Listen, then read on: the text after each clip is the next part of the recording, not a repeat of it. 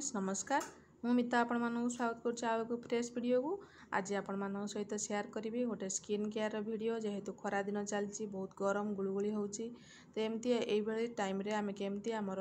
मुहर केयर नबा जोटा कि हमर ग्लो आनिबो एवं हम जो चिपचिपा होची से गुडी को दूरै देबो सेही टॉपिक रे आज वीडियो टी आनछि देखंतु। फास्ट आमे कोन करबा क्लींजिंग करबा पई आमे नै चंती एठी कंचा क्षीर सब जिते भी क्लींजिंग करेंगे कंचा क्षीर ने कंचा क्षीर सहित यहाँ है हलदी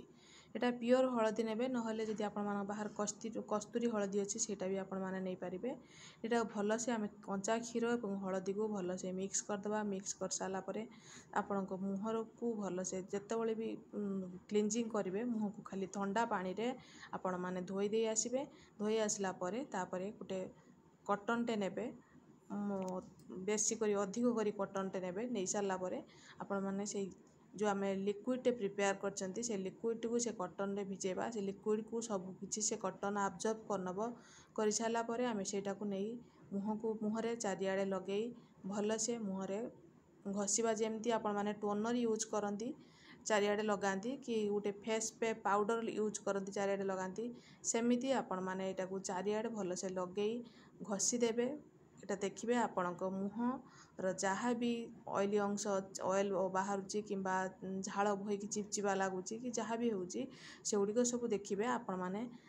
क्लींजिंग करवा टाइम रे करी मुँह धोई सारा पूरा क्लीन हो आपण मुहटी बहुत ग्लो कर। फास्ट आम जेकोसी प्रोसेस जेकोसी फेस पैक आम यूज कर पूर्व क्लींजिंग करवा आमर फेस रे निहाती जरूरी।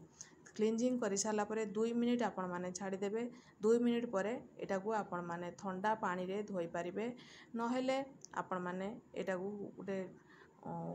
वाइप्स माध्यम रे आपण मैंने पोछि पारिबे जेमिति आपण मानको सुविधा सेमति आपण मैंने करि पारिबे। एटा मु आपण मानको वीडियो देखाउछि जेहेतु ये वाइप्स माध्यम पोछि देछि नहेले आपण माने ठंडा पानी रे धोई देबे देखिबे आपणक मुह ए क्लींजिंग माध्यम रे ही बहुत किछि क्लीन हो जिवो एवं जहाँ भी आपणकर डट्स लगी रही है सेटा भी आपण मानकर क्लीयर हो जो प्रोसेस टी आपण मानक फेस पैक टी आपण मानक सहित शेयर कर दुईटी प्रोसेस रहा को आपण माने सप्ताह रे 2 थर निश्चय ट्राए करेंगे देखिए बहुत भल रिजल्ट पाइबे। चलतु नेक्स्ट स्टेप को जीवा। नेक्स्ट स्टेप रे मुझे कौन कर महू तो प्राय समस्त घर थाए आपण मैंने मुझे पतंजलि ब्रांडर महू यूज करे से ब्रांडर महू गोटे चामच नहीं ता सहित यहाँ है आमर आलमंड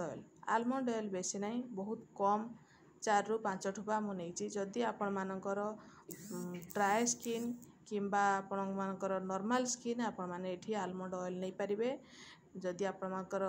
ऑयली स्किन तो ये आलमंड ऑयल को स्किप करी आपण माने एलोवेरा जेल नहीं पारिबे। तापर एटा देखंतु हमर हलदी को केबे भी एटा को हमर मेन एठी की इंग्रेडिएंट होची हलदी को एटा आपण माने केबे भी स्किप करिवेनी। ये तीनटा को नहीं आमे भल से मिक्स कर दबा मिक्स कर साला परे हमर एटा गोटे फेस पैक एटा खरा दिन पय हमर प्रिपेयर हो गला। एटा को नहीं आमे कोन करबा मुहरे चारिआडे भल से मुह को धोई सारथिबे आपण मान चारिआडे एटा को मुहरे लगे देबे एको लगे सारला परे मिनिमम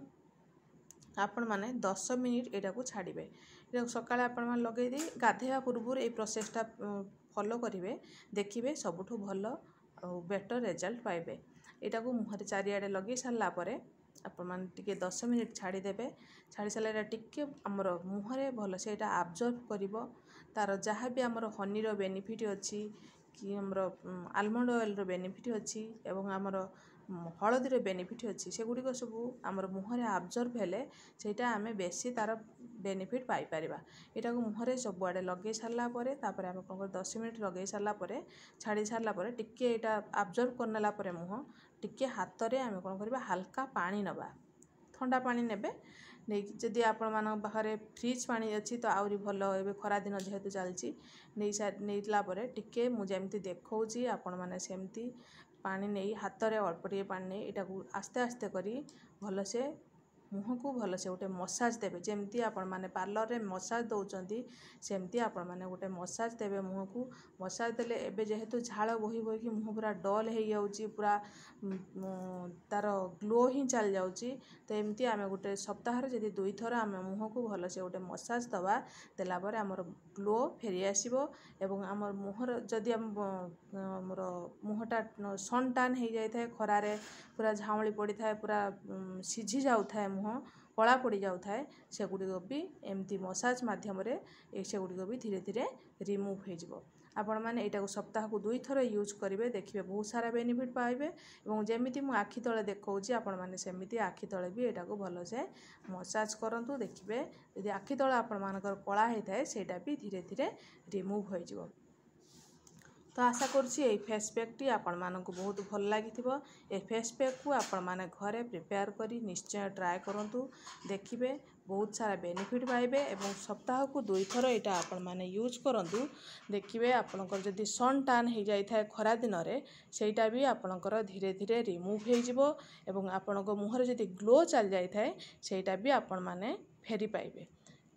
तो आशा करुँची भिडटी आपण मानक भल लगी जदि भल लगी भिडटी को निश्चय लाइक करेंगे सांग मान सहित शेयर करेंगे और चैनल जदि नुआ था तो सब्सक्राइब करेंगे रोची बाय थैंक यू।